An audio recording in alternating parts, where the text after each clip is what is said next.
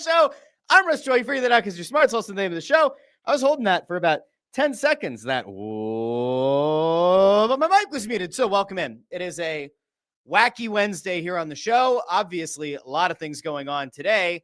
Interestingly enough, is going to be a good old-fashioned 3-show Wednesday. It feels absolutely insane, but it is kind of where things are headed right now. Of course, we have the Russ Joy Show right now.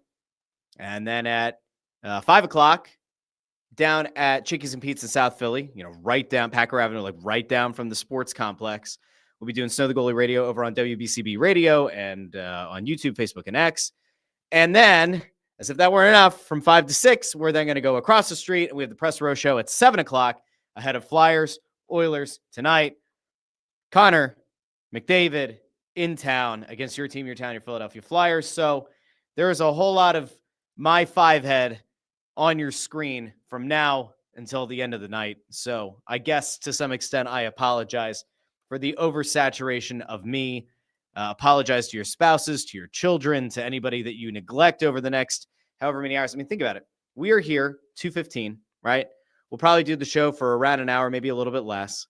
And then there's an hour of Snow the Goalie Radio. And then there's, give or take 3 hours or so where you're kind of glued in on the Press Row Show. That's a lot of hours to spend together. That's more time than I will have spent with my wife and my children today. I share that time with you because I appreciate all of you. And Ford quoting that guy that I ran into at the Xfinity Mobile Arena who introduced me to his daughter as, "This is Russ Joy. He's a famous podcaster." And I said, "No, I'm not." But it was very nice of him. All right, anyway. We are very, very excited, though, because there's so much to get to. And I want everybody to know that I intend on getting to as many things as I can on today's show. That includes the Philadelphia Eagles with a big win on Monday Night Football. That includes some of the fallout because, of course, why can't we just have a nice win? Why can't we just have nice things? There, of course, has to be fallout, which we will get to on the show. We're also going to get to Jaelan Phillips having an incredible debut as a member of this Philadelphia Eagles defense. Some comments from Saquon Barkley about DeVonta Smith. Harrison Bader appeared to say goodbye to Philadelphia and to the fans. And, the Sixers. The Sixers had a nice little win. It got a little bit nervy at points in that game, but the Sixers walked away with a nice win over the Celtics, their second of the season against those dreaded, dastardly Boston Celtics very early in the season. They've already played them 3 times, but 2 wins to show for it against the Celtics. So we'll get to that as well. And if there are other things that decide to tickle your fancy, you can drop them in the comments. I know that some of you might be like, "Oh, are we going to talk about the Flyers today?" I don't think we're going to talk a lot about the Flyers today. Why? Because I've got Snow the Goalie Radio coming up in a couple of hours, and then the Press Row Show. And how much hockey talk can you really want or stand in a given day? I will tell you that, interestingly enough, some of the fallout around the Couturier-Mishkov thing has, I think, to some extent gotten actually more interesting. But I saw it last night. I think I was over on Twitter, and I saw people complaining about it again.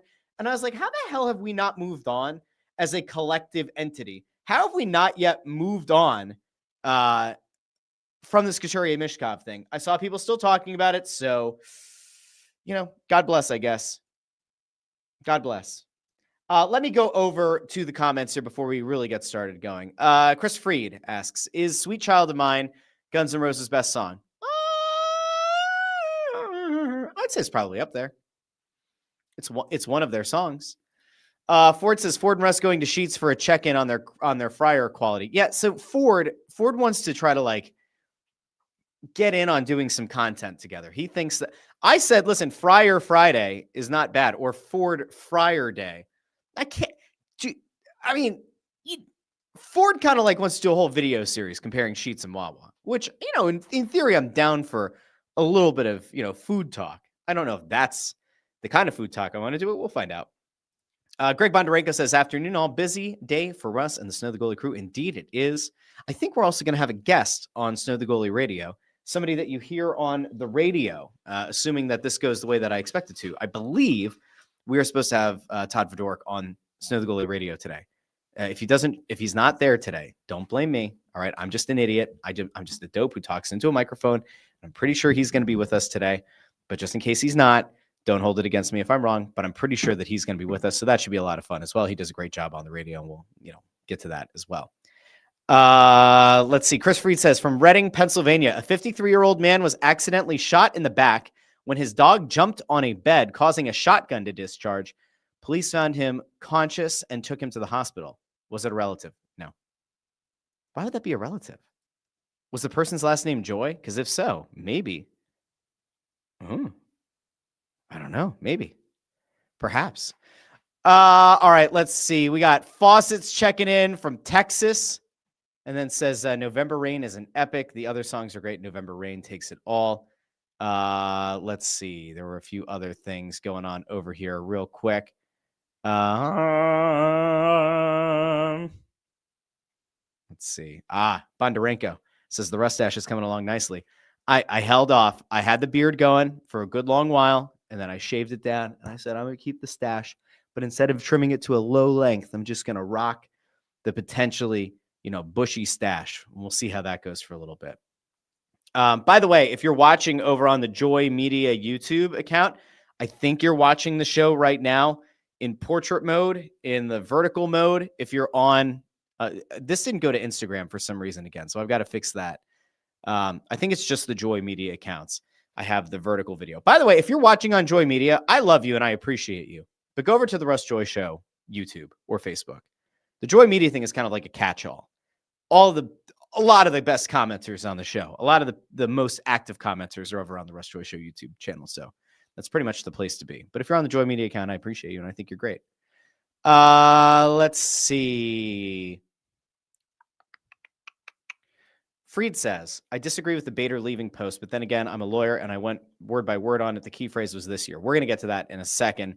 We'll talk about the third quarter. I saw Connor Buss asking about the third quarter, so we will talk about that. Zach O is here. Hello, Zach O. Connor Buss is back from the dead, a.k.a. the common cold.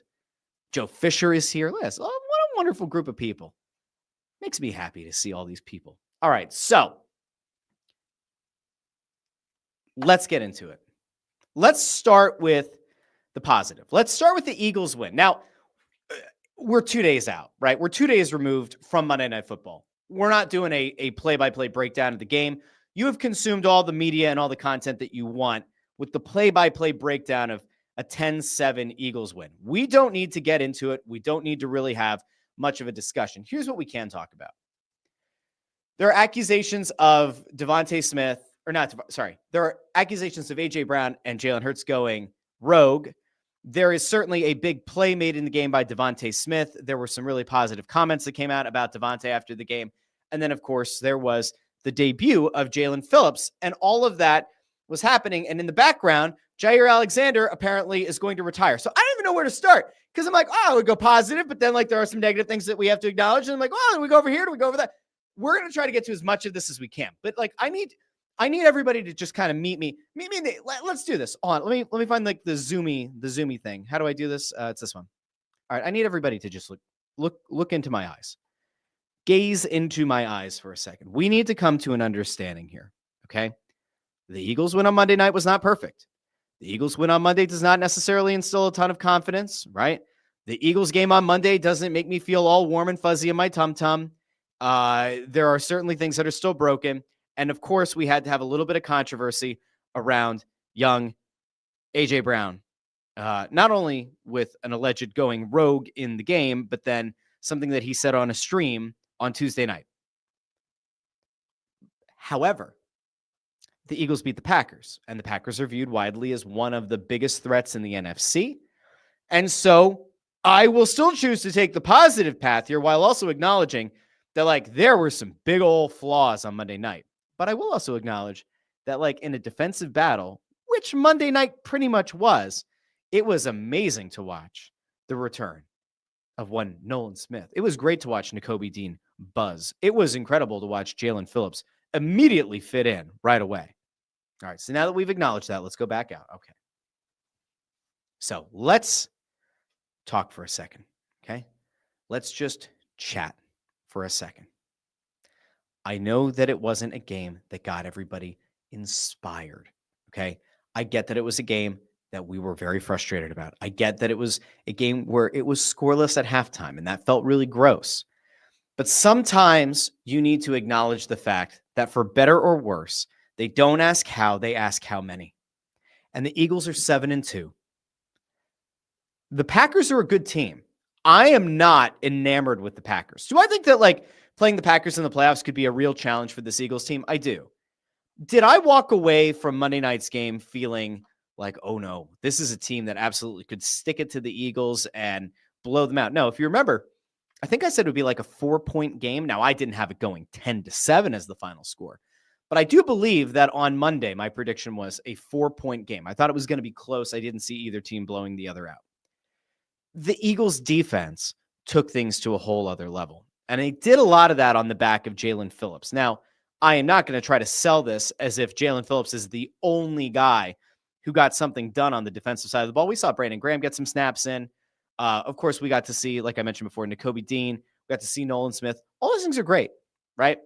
But like, we have to actually have the conversation about what Jaelan Phillips accomplished in his first game as an Eagle. Now, remember, he played for Vic Fangio in Miami, and the thought was he's going to come here. If he's getting acquired by this Eagles team before the deadline to play a position of need, and it's somebody who had previously played for Vic Fangio must really vouch for this guy.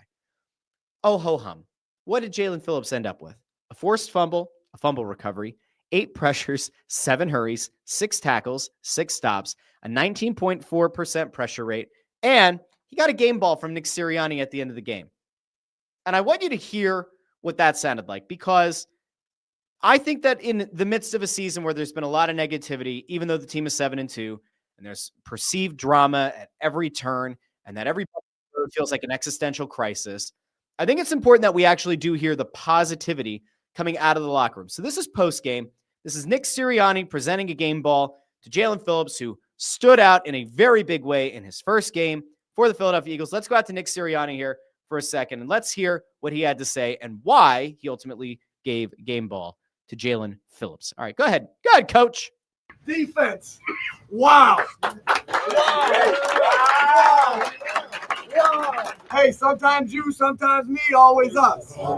Guys, that pays off, right? We are a smart football team, right? You guys did a great job in those moments. We had a couple of those like that. Really good job. We figured out a way. That's what we do. Hey, to win in Lambeau against a really good team, that shows a lot of courage. Hey, and welcome with a big-time strip sack. There he is. So we knew that Jaelan Phillips really liked being here. Remember the other day, he said it was like a dream come true, right? So then you go into this game and you go, all right, what's he going to look like? I just read off the stats to you. He was fantastic. This dude has figured out how, not, again, we're not at Bryce Harper level pandering, all right? He's not going to show up with like swoop elbow pads or something, right? But like, I just want you to hear from Jaelan Phillips himself, because if you're a fan, which all of you are, if you're a fan of this team, you want to hear that guys like playing here, because between Zadarius Smith, up and retiring out of nowhere, now Jaire Alexander apparently considering retirement, you want to know that like this whole thing isn't a total shit show. You want to know that like people do actually like playing here and that it's a positive thing to walk into. Here's Jaelan Phillips post game talking about what it's like to be a member of the Philadelphia Eagles and how he viewed his first performance. Let's go out to Jaelan Phillips. I mean, this is a completely different feeling in a different environment. Like, you get emotional before certain games. Like, I don't know. It was a new feeling, because this was just like symbolic of a lot of change in my life and, kind of a new path, new destiny. So for this to be the first game and for it to play out how it did, I just think it's surreal. So good for him. I mean, listen, if you reach the pinnacle of a sport, right, like you get to play in the highest level on the defending Super Bowl champion, a team that legitimately has a path to getting home field advantage in the NFC, a team that could potentially get back to another Super Bowl. You go from a Miami team that was a total disaster, dumpster fire, epic failure. And we have, to be fair to Miami, that is what it is. Jaelan Phillips lands here. Now, it would be easy for a guy to put way too much pressure on himself. It would be totally understandable if Jaelan Phillips, for whatever reason, felt overwhelmed by the moment. How do I integrate into this defense? Oh, sure, I played for Vic Fangio before, but I don't want to disappoint him. Clearly, Vic Fangio went to bat for me. I don't want to disappoint him. I don't want to disappoint this fan base that, remember, he said earlier in the week or over the weekend that his first Instagram post had gotten like 20 times more likes than it ever had when he played elsewhere. So, like, this guy understands the level of passion that this fan base has. He understands that the expectations are incredibly high. The expectations for the team are incredibly high, and he plays a position of need, a position that, quite frankly, just like hasn't been good enough to this point. Now, I will put Nolan Smith's injury as a big part of that, but let's also include the fact that they had to go pull Brandon Graham out of retirement. That's how bad the depth was at that position. It would have been totally understandable if Jaelan Phillips had just gone out and had like a moderately decent game, an okay game, a passable game. All right, well, he made a couple of plays. He got to the quarterback a couple of times. He had a couple of pressures, positive signs. This dude came out and balled out at Lambeau Field in his first game as a member of the Philadelphia Eagles against one of the NFC's best teams in the Green Bay Packers. And he looked like arguably the best player on that defense on Monday night. Now, we can also zoom out and say a lot of guys on the defense had a great night. We can also take a look at the secondary that had some pretty strong plays and some pretty damn impactful plays. We take a look at the linebackers and say, what? Other good plays being made. Jalen Carter certainly seemed to be collapsing the line. All good things. But Jaelan Phillips was a standout guy. And there's something good about the fact that he's willing to have that humility of saying, like, this is kind of like a new path, a new destiny. Like, good for him. That's a really good thing. People should feel good about him, I think. Now, somebody on the defense that you're probably not feeling very good about right now is Jaire Alexander, because this came out on, on Tuesday, that Jaire Alexander is considering retirement, which seemed to come out of nowhere. Because remember, when Zadarius Smith decided to retire, I've yet to get confirmation on this, right? And I'm not trying to be like grossly irresponsible or try to be like a TMZ-ish kind of person, but like Zadarius Smith came into his tenure with the Eagles as somebody who was talking about how he had a lot left to give and he had a lot in the tank and he wasn't anywhere near retirement. We hadn't heard about an injury or something that was slowing him down. And then he up and retired. And so my thought was, could it have been like a PED thing where he just didn't want to get suspended? Like he knew that could have been coming, and maybe the league and the player and everything just got to say, yeah, you know what? Like before you get tagged with that, just go ahead and retire. I don't know. It just felt weird that he retired like he did. Then there are people like, oh, well, this clearly means that if Zadarius leaves and he's having, a pretty decent start to his career as an Eagle and he has all these years left, maybe this just speaks to how bad the locker room is. I don't think it's that. Jaire Alexander, it doesn't make the trip with the team to Lambeau. Some people thought that was weird. Then we started hearing that, like, hey, the knee issue that he had from the offseason might still be affecting him. He wasn't playing a lot in Baltimore. Some of the questions from the media around his time with Baltimore seemed to be like, Jaire Alexander essentially said that, like, he thinks that Baltimore wanted to play some of the younger guys, get a look at those guys. Obviously, that season's gone sideways for them. So then you come out to this. Diana Rossini's the one who reported it, but Jaire Alexander is, quote, contemplating retirement, end quote, and has informed the Eagles he is stepping away to, quote, focus on getting right physically and mentally, end quote. Now, does this matter in the grand scheme of things? Probably not. Was Jaire Alexander going to be the reason that the Philadelphia Eagles have a legitimate chance to repeat as Super Bowl champions? Probably not. I don't think that that's like the be-all, end-all. I don't think that it really moves the needle that much. I think that having another experienced defensive back was important, and I do think that ultimately having that kind of depth could be helpful. And knowing that, like, Adoree Jackson has had some pretty big issues this season, it probably would have been helpful. Now, I just saw, I somehow missed this, I guess. The Eagles put him on the retired list today. This is, sorry, so I guess this is breaking news to me. It might not be breaking news to you, but yeah, the Eagles have officially placed Jaire Alexander on the retired list. Let me pull this story up. They activated Jacorian Bennett. Let me find it here real quick. Who put this out? Bleeding Green Nation put this out. I don't know who the first one to report it was, but Jaire Alexander officially placed on the retired list. That is pretty interesting. The Eagles gave up a 2026 6th-round pick in exchange for Alexander and a 2027 7th-round pick. Here's the issue that I have.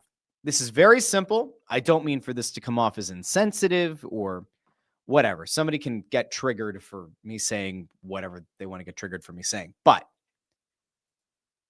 the Eagles should be able to get that 6th-round pick back. Can we all agree on that? Like, if Jaire Alexander is walking away from football and is about to retire and never plays a snap for the Eagles, they should be able to get that asset back. Now, I'm not going to go as far as to say that, like, Jaire Alexander and Baltimore had a conversation and the Ravens were like, hey, you going to stick with this? Or you going to retire? And he's like, well, I might retire unless you trade me somewhere good. And then they go, all right, how about the defending Super Bowl champions? I'm not saying it had anything to do, like, I'm not saying that was the case. But, like, you trade a guy and then, like, 2 weeks later, he decides to retire without ever playing a snap. Does that feel right to everybody? I don't know. Does the 6th-round pick really matter? Not necessarily. But you traded a 6th to get this guy and a 7th-round pick in the following year's draft. I'm not saying that it matters. I'm just wondering, like, should the Eagles have some kind of compensatory thing coming their way? And I get it. Chris Reed here says no, trade was completed. He passes physical. Just because he walks away after practicing, no trade is going to be voided. Okay, well, for goodness sake. Peter Tom Willis says, peace out, Alexander. He would have been a locker room problem and made Chris Freed's prediction of Eagles' demise more likely. Why would he have made the locker room a bad place, though? What did I miss? Was there a Jaire Alexander bit of controversy that I missed? I don't remember seeing anything, but okay. If you want to elaborate, by all means, let me know. So that's a little bit of a downer. All right, so Jaire Alexander's retiring. All right, well, all the best to him. The thing that I found interesting is that they're saying for him to, like, kind of get himself in the right place physically and mentally. And then you go, all right, immediately, right? Because here at the Russ Joy Show, we care about human beings on the human level. We care about players on the human level. We try to extend a little bit of grace to these guys.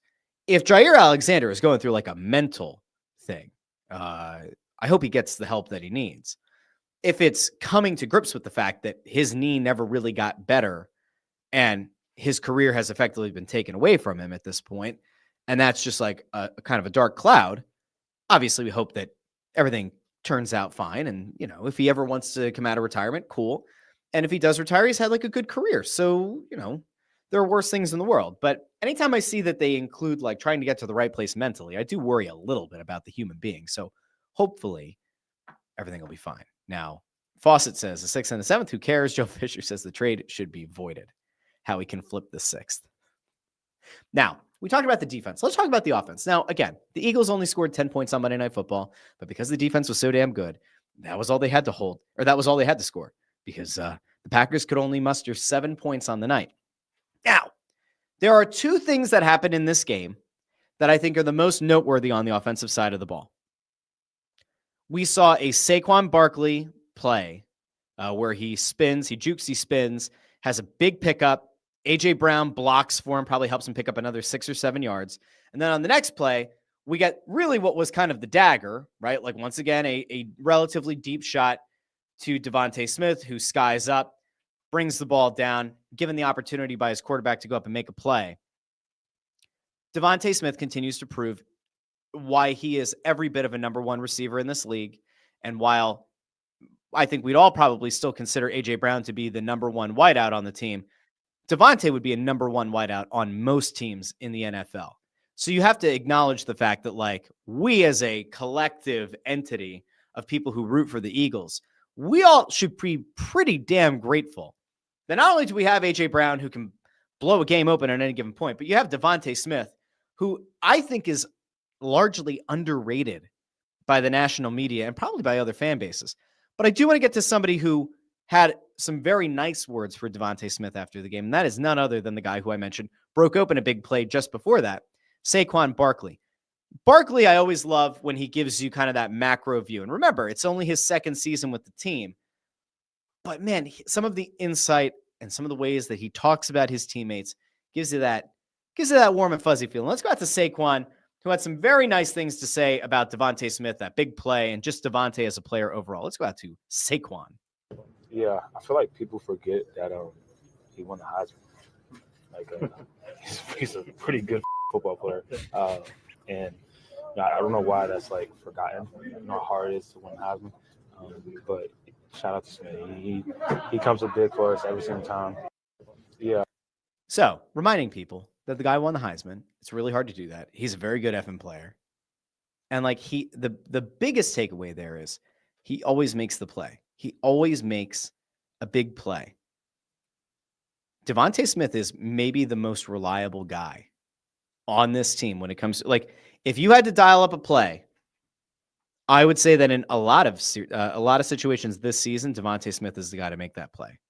However, sometimes the guy who does deliver the dagger, sometimes the guy who does make the big play, the big first down, whatever, the guy who makes the most impactful catch, especially late in games, ends up being A.J. Brown. Now, we all watched this game.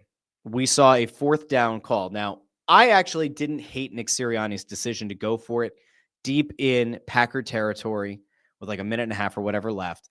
I wasn't actually upset that they went for it on 4th down. I understand the logic. You have a 3-point lead. You're deep in the Packers territory. If the Packers go down the field and kick a field goal, okay, fine. You're going to overtime. There are worse things in the world. The Packers could miss a field goal at home, which we actually saw, right? We saw them miss a field goal. If the Packers go down and score a touchdown, all right, well, that sucks. But here's the thing. If the Eagles kick a field goal and the Packers go down on their next possession and score a touchdown, unless they have a total kerfuffle on the extra point, they're going to win the game. So I actually didn't think Nick Sirianni was wrong to go for it when he did. I know that a lot of people were upset by it. It didn't actually upset me. What upset me was the play itself. The play that apparently was a rogue decision by Jalen Hurts and A.J. Brown. A.J. Brown pretty much goes to the corner of the end zone, front corner of the end zone. I mean, he's technically like, 6 or 7 yards short. Hurts drops a dime to A.J. A.J. reaches around the defender, right? He doesn't sky up like DeVonta typically does to pull the ball down. He reaches an arm out and around, and we've seen him make this catch a million times where he one-hands it around the defender, brings it back in, and then probably blows the top off the defense and picks up those remaining 6 or so yards and scores a touchdown. The game's over, and Nick Sirianni looks like a genius. There were images and videos coming out after that play of it looking like Nick Sirianni yelling, why, 2 or 3 times on the sideline. And so it kind of fed into this idea that, oh, did those guys go rogue? And the reason that I bring up this idea of going rogue is because Bill Colarulo went over on 97.5 The Fanatic on Tuesday, and he threw out this idea that Jalen Hurts and A.J. Brown together decided that they were going to draw up their own play, and that play that we saw, that route that we saw, that throw that we saw wasn't called by Kevin Patullo and or Nick Sirianni. So I want to go out. We're going to give Bill Colarulo the opportunity to make the case, and then we'll decide whether or not we think it's legit. All right, let's go out to Bill. There were a lot of people, rightfully so, critical of the Eagles' decision to go for it on a 4th and 6 with only 30 seconds left in the game at the Green Bay Packers 35-yard line. When the ball got snapped and Jalen Hurts threw a bomb to A.J. Brown down the left sideline, I was shocked. I was furious. I said, that is a terrible decision. I did not say that. However, right before I came on the air, I have been told by multiple reliable sources that AJ and Jalen went rogue again. Again? And what? If you remember correctly, Seattle Seahawks game 2023, Sirianni came up to the podium, said it was his decision. We found out weeks later from AJ himself. Coach made himself look like a clown. That was me and Jalen going rogue. They did it again. And that is not opinion. That has been confirmed. Now, what I would love to know who confirmed it, but we'll let this one play out. Cannot confirm. If they didn't go rogue in that situation, what was the plan? Were you going to take a penalty and punt? Or did you just have another play called that wasn't that? I don't know the answer to that. But I do know AJ and Jalen went rogue again, and that is a problem. So, you know, remember the old cartoon on Nickelodeon? Was it Nickelodeon or Cartoon Network? Remember the cartoon Courage the Cowardly Dog? Based on how the Eagles play calling looked on Monday night, I would actually say that the offensive coordinator is Kevin, the courageously not courageous coordinator. I mean, Kevin Patullo seemed to call a very conservative, scared game against the Packers on Monday night. And it felt like multiple instances where they just effectively gave up on third down. The play call wasn't to try to get a chunk yardage play. There were a few times where it was just like, all right, run up the gut, like get ready to punt. So what was the play going to be if the Eagles hadn't gone rogue, if Hurts and A.J. Brown hadn't gone rogue? I don't know. Could they have, like, what was the fourth down play going to be? Were they going to try a screen? Were they going to try like a 5-yard curl? Like, I don't know. I can't imagine that it was going to be a great play call. If it was a good enough play call or a great play call, and like Hurts and A.J. Brown believed in it, well, then we would have seen whatever the play was. Here's the problem. It feels like some of these guys have kind of, in a nice way, spoken out about the fact that like they think that the play calling is kind of bullshit and that maybe the game planning itself is kind of bullshit. I mean, listen, can we just have a moment here to acknowledge the Eagles are 7-2. Things are pretty good. They're not perfect. Can we at least acknowledge that like there are probably 10 offensive coordinators in the league right now who would salivate over the idea of having this kind of talent? Yeah, I get that there have been injuries on the offensive line, including losing Lane Johnson for a chunk of this game as well. There are at least 10 offensive coordinators who would probably kill to have this Eagles offense and are probably watching these games, pulling their hair out, wondering what the hell Kevin Patullo and or Nick Sirianni are doing. This offense is far too talented to only have 10 points. And if you want to make the case, right, if you want to be one of these like psychos who's like, wow, this is clearly just Jalen Hurts. He's the problem. The receivers are great. The tight end's really good. The running back is elite. The offensive line is fantastic. It's all Jalen Hurts. He's an idiot. He's a loser. I fail to meet you even halfway on Hurts, because even if Hurts is like a mediocre at best quarterback, which is what some of the haters will say, you still score more than 10 points on the Packers. This to me is not a talent problem. This is not a player personnel problem. This is 100% play calling and game planning. That's it. I don't even think it's an execution thing. Yeah, if you want to freeze frame certain moments in the game, there's one where like Hurts kind of goes and picks up some yards with his legs, and it looked like A.J. Brown might have been open over the middle of the field, but what you don't see on that screenshot is that Micah Parsons is collapsing the pocket and Hurts has to run for his life. Okay, so like, I don't think it's an execution thing. Does Hurts miss a read sometimes in games? Sure. I think he does. But like, whatever. It still doesn't explain 10 points. Do the Packers have a good defense? They do. Should the Packers defense be good enough to hold this Eagles offense with this much talent to 10 points? No. No, they shouldn't. So anyway, bring it back in. Here's the issue. People who want to believe this Hurts and A.J. Brown went rogue thing, they're going to have to figure something out really quickly. Do you believe it? And are you also one of the people who's convinced that their relationship is so fractured that it's broken the locker room and everybody hates each other? Because I don't know about you, but like if I hated somebody the way that some people are trying to make it sound like Jalen Hurts and A.J. Brown hate each other, if I hated somebody that much, you know what I'm not doing? I'm not collaborating with that person to go rogue and stick it to my coaching staff and call that receiver's number on a potential game-ending play. I'm probably not doing that. So, like, you kind of have to make up your mind. Do they hate each other or not? Because if they hate each other, they're not going rogue, and they're not making that call. If they don't like each other, well, it's still possible that they dislike the play calling more, and they collaborated on that decision to run that route and to make that throw. Or maybe a lot of it's just overblown. I mean, I don't know.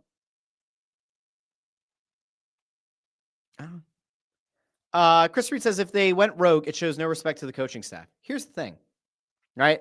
Because it sounds like DeVonta Smith might have been the one who said whatever 1 and 11 want to call. You know, that's up to them. Hurts and A.J. Brown didn't come out after the game and say, yeah, we did that. That was us. We made that choice. Them silently going rogue and calling their own play is only disrespectful to the coaching staff and probably the guys in the huddle, right? Because they knew what the play was going to be, right? Unless they called an entirely different play. Like, was this a scenario where like Hurts called the play and then, I don't know, AJ just ran this route independently and they had kind of agreed to it? Is this like a totally different call in the huddle? I don't know.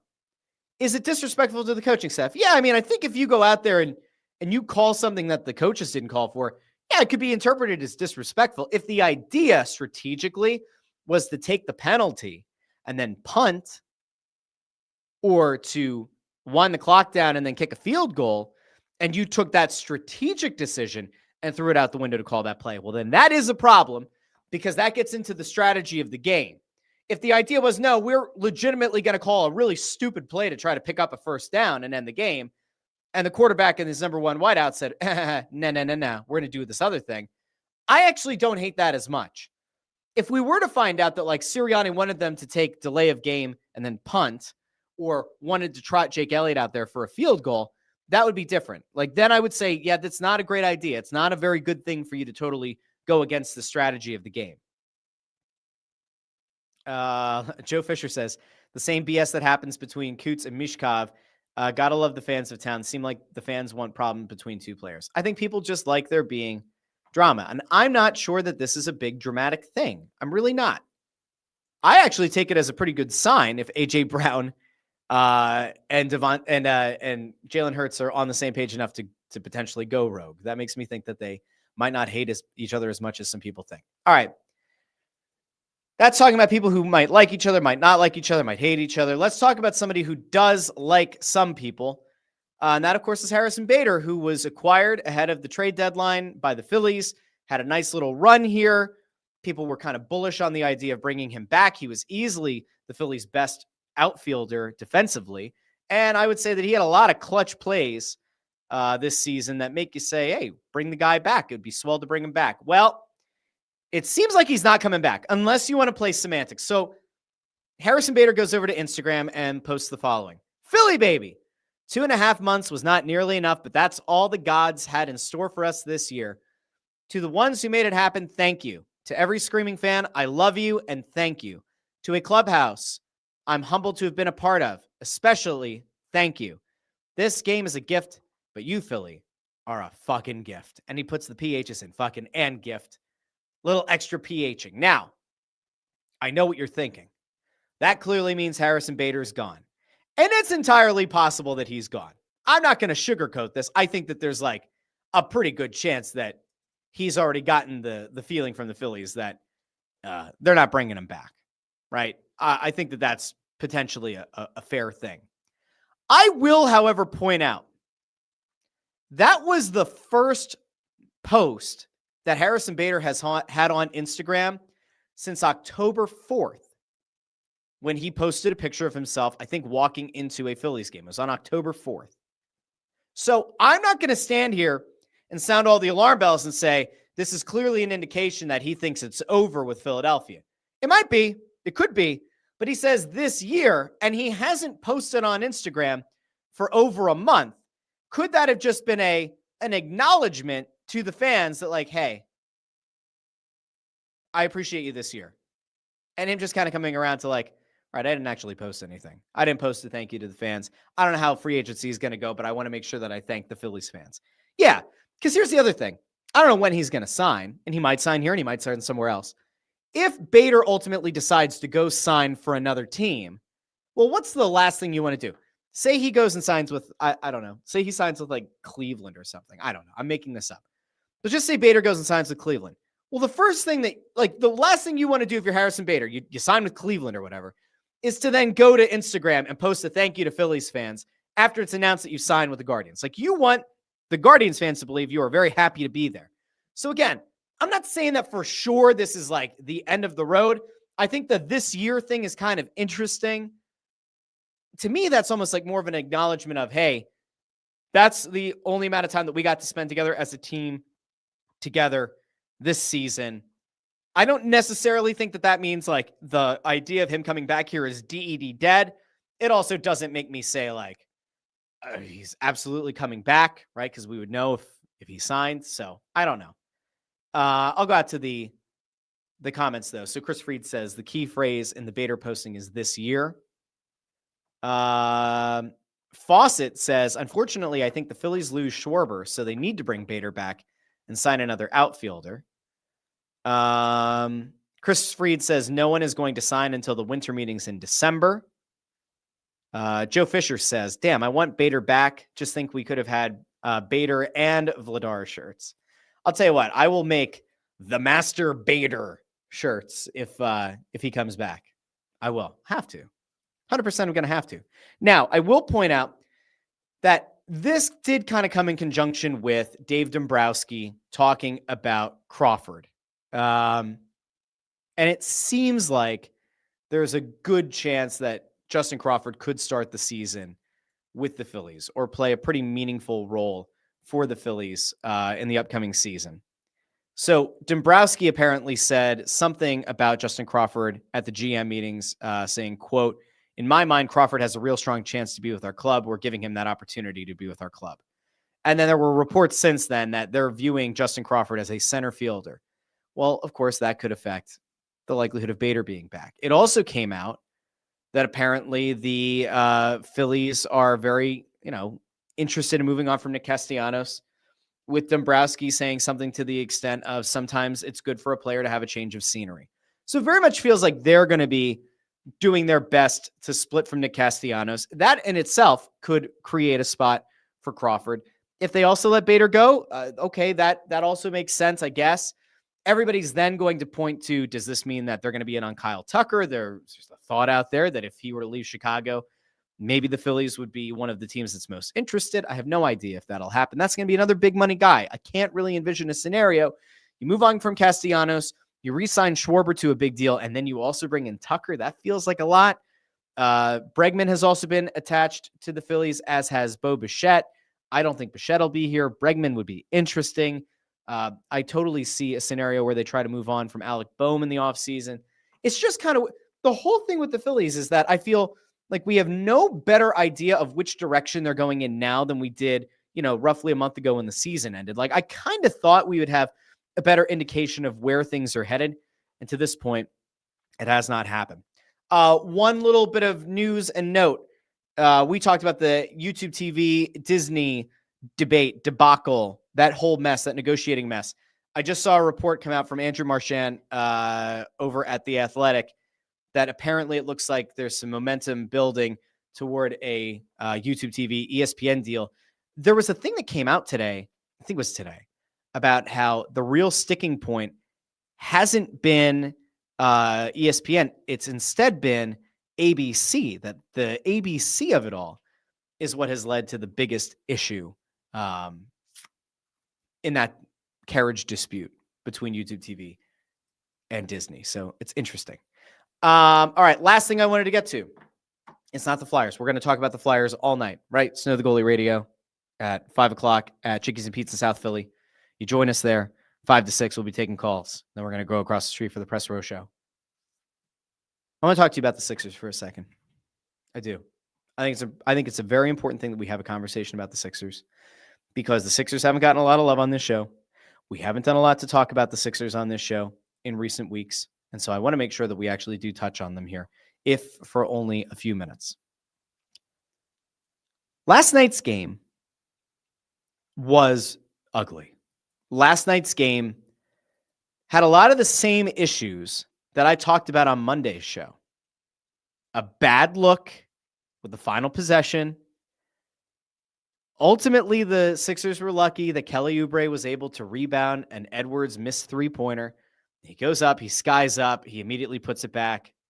Great play by Kelly Oubre. But yet again, a situation where a guy that you don't want to have the final shot, Justin Edwards, is the guy who gets the final shot. And I continue to question and I continue to wonder why the Sixers are so bad in the final moments of games. Now, it ultimately worked out. Kelly Oubre, that putback got the Sixers a 2-point win. Everybody's happy, hunky-dory. And again, they don't ask how, they ask how many. But there were moments in that game where I felt absolutely befuddled by what I was watching. There were moments in that game where I felt so disconnected in terms of like what I would expect the Sixers to do versus what they were able to actually accomplish. Now, Maxey did not have his best game. Finishes with 21 points. He entered the night averaging over 30 points per game. It was second in the NBA. He only gets 21 on the night. Andre Drummond had a pretty good game. Nice double-double, 14 points, 13 rebounds. Kelly Oubre only had 12 points on the night, but 2 of those 12 are the ones that won the game. Justin Edwards, who I said, isn't the guy that you want to take the last shot, actually led the team in scoring with 22 points. Quentin Grimes had 18 off the bench. VJ Edgecombe, not a good game. At least not a good game shooting the ball. That to me is concerning. The Sixers on the night shot below 40% from three-point range. They shot nearly 43% from the field. It was not their best game holistically. It wasn't their best game on the whole. And here is the bigger issue, right? So for all the people who like to go out of their way to say the Sixers are a better team without Joel Embiid, last night's game was being played against a Boston team that has largely underwhelmed this season, a Boston team that is still without Jason Tatum, a Boston team that entered the game under 500 and finished the game under 500. This is not a world beater squad. This is not a team that I really do view right now as being one that's going to be in position to get a top 4 seed in the East. I think that Boston will probably be able to figure it out enough to be a playoff team, and maybe they get Tatum back and they give a high seed a real scare in the first round. But like, this Boston team isn't great, but they also don't suck. And this Sixers team had a really, really hard time with the Celtics. But here's your big issue. What's the number one thing that we know about the Sixers team this season? It doesn't matter who's in the lineup. They are the worst team in the league point differential-wise in the third quarter. And it continued again. It continued again on Tuesday night. The Sixers had a lead at halftime, I think, right? It was 41, it was 51 to 41, 10-point lead. Third quarter came around. Boston outscored the Sixers 36 to 20. For the non-math whizzes out there, that is a minus 16-point differential for the Sixers. Not good. Not good at all. That takes an 11-point lead at halftime, right? 41. Or 10-point lead. 41 to 51. 10-point lead. It flips the script. Now, thankfully, the Sixers did outscore the Celtics in the final frame, 31 to 23. But that third quarter issue, I don't know what the deal is. I don't know why it keeps happening. I don't know if it's a personnel thing. I don't know if it's a Nick Nurse coaching thing. That's not great. You cannot be a team that has aspirations of being a top 4, let's say, seed in the Eastern Conference and going into the playoffs, riding a high. You can't aspire to be that kind of team and get your doors blown off every game in the third quarter. It doesn't work. And of course, there is a little bit of negativity because we found out before the game that Joel Embiid would be out, or he was downgraded to doubtful, and then he was ultimately out because of right knee soreness. And you say, oh, well, Russ, that's not actually a big deal because they've been load managing him because, remember, he had the surgery on his knee in the offseason or whatever, and, like, it just stands to reason. Like, they just need to let Joel Embiid get healthy, and they said he were going to listen to his body, and, it's his knee. Like, what are you going to... The issues that he's had with his knee were his left knee, not his right knee. So now all of a sudden he has knee soreness in his right knee, not the surgically operated on, like relatively recently knee. So now he's got pain on the other side, on the other knee. And that is where we start to panic, because the one thing this Sixers team cannot do this season is be totally uncertain about when he's going to be in and out of the lineup. It's one thing if you know that on one end of the back-to-back, he's not going to play. That's totally fine. You can kind of game plan for that mentally. You can kind of game plan for that from a personnel perspective. But when he just up and has a random knee soreness that knocks him out of a game that he's expected to play in, like he was against the Celtics, that's bad, bad, very bad. Oh, and by the way, like, we still don't know what the hell's going on with Paul George, because some of the beats make it sound like Paul George has been practicing with the team. And he's still, we still have no timeline update. They were saying last night that there were going to be some scans done, I guess, on Embiid, and they were hoping to have an update on Paul George as well. And I've yet to see anything. This isn't a place that, like, I'm starting to, like, sound all the alarms, right? The Sixers are 3 games over 500. They're 7-4. They've won 2 out of 3 matchups against the Celtics, albeit without Jason Tatum, but they've also not exactly had Embiid for all these games. They haven't had Paul George for any of them. You look at it and you go, I want to be excited. Like, I do. And I do like watching the Sixers. And I think that no matter whether Embiid is in the lineup or not, I still am going out of my way to watch every Sixers game because I love the Sixers. I love basketball. I love watching the Sixers play basketball this year. I think it's good. I think it's overall, it's been an okay season. But man, the uncertainty, that's the problem. The uncertainty around Embiid. That is like a big issue. VJ Edgecombe coming back to earth, being a rookie, kind of hitting an early rookie wall, sort of to be expected. But this team can't go through the whole season kind of gasping and holding their breath that Embiid's not going to like get dinged up at some point and miss games for an indefinite period of time. Now, I've yet to see any kind of an update. Hopefully by the time Wednesday night rolls around, we'll have a better idea of like Joel Embiid's status going forward. Hopefully it's not just some arbitrary, like we'll reevaluate him in 5 days or 2 weeks or whatever. But that part is a little bit of a downer because the Sixers get a win against Boston. You want to feel good about it and you want to know, hey, the big man's going to be back for the next game. We've yet to hear that. So not ideal. All right. Unfortunately, we end on a down note today. But, on a positive note, the Eagles won. The Sixers won. And the Flyers take on the best player in hockey tonight, Connor McDavid and the Edmonton Oilers. So again, I will shout out the fact that we have 2 things going on, okay? One, we have Snow the Goalie Radio at 5 o'clock at Chickies and Pete's in South Philly on Packer Avenue, right by the sports complex. And then at 7 o'clock, we will go live with the Press Row Show previewing Flyers Oilers tonight at the Xfinity Mobile Arena. So if you're looking for the hockey talk, I got good news for you. You got 2 shows coming your way, one at 5, one at 7 over on the Snow the Goalie channels. And if you can't watch any of it live and you want to listen to it a little bit later on, you can, of course, subscribe in the podcast feed, as you can also for the Russ Joy Show over on Apple Podcasts, Spotify, Pandora, Amazon Music, wherever you get your podcasts. So do me a favor. Seriously, do me one little favor. Just one. Let somebody else in your life know about the show. So I don't care. It can be one person, it can be 2 people. Send the link to a friend, family member, ex-girlfriend, an old boss, an old coworker. And if they say, who the hell is this guy with a 5 head? Like, why do I care? I don't actually care if they watch. I don't. I mean, it'd be great if they did, but they don't have to. But YouTube likes it when you like the video, share the video, and subscribe and ring the bell. So, those are all important things. Okay. I will be back on Friday. But before that, I will be back tonight with Snow the Goalie Radio and the Press Row Show. And then I'm going to take Thursday. No shows on Thursday. Friday, we'll be back here on the Russ Joy Show. Until then, I've been Russ Joy, but you knew that already because you're smart, and it's also the name of the show. I will talk to each and every one of you on Friday here on the Russ Joy Show. Bye now.